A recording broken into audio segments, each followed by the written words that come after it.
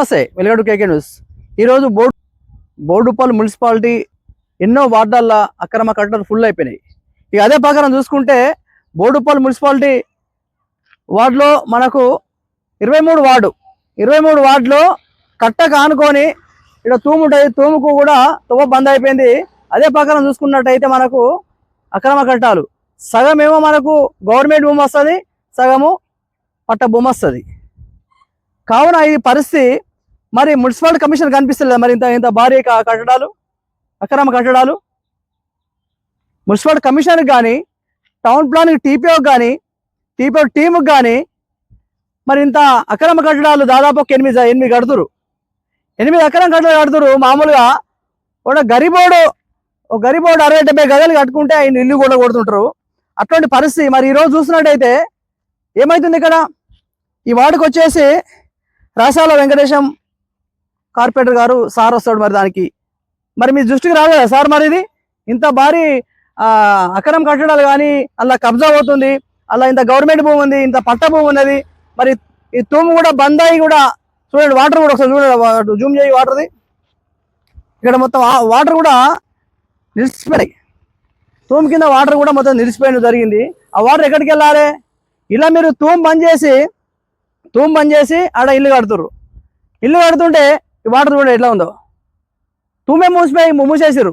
ఇట్లాంటి అన్యాయమకర కట్టడాల పైన మరి మున్సిపాలిటీ నాయకులు ఏం చేస్తుర్రు, ఇక్కడ ఉన్న వాళ్ళు ఏం చేస్తుర్రు, ఇక్కడ ఉన్న కార్పొరేటర్ మరి ఏం చూస్తుండ్రు, ఏం చేస్తుర్రు అన్నట్టు అందరూ అసలు లంచాలకి వాడు ఏమైనా చేస్తుర్రు అన్నట్ట ఏమవుతుంది అసలు?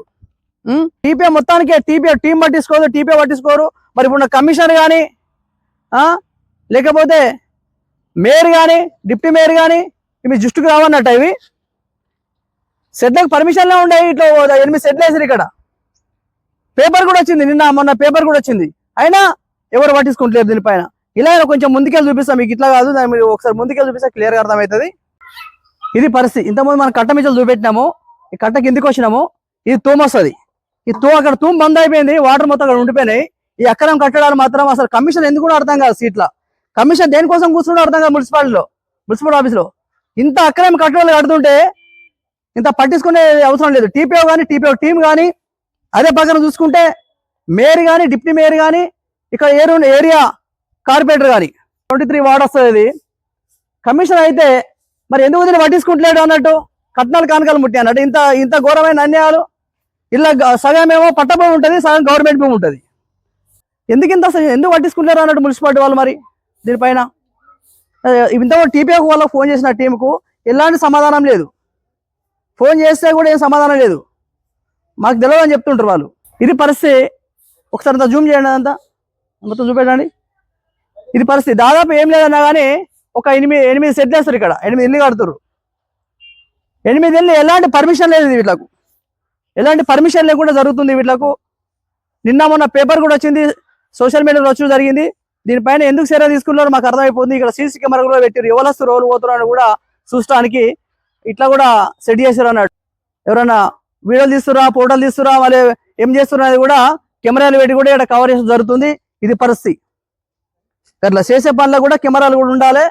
ఇది పరిస్థితి అన్నట్టు. ప్రతి ఒక్క చూస్తూనే ఉండండి మన ఛానల్, ప్రతి ఒక్క లైక్ చేయండి. Thank you.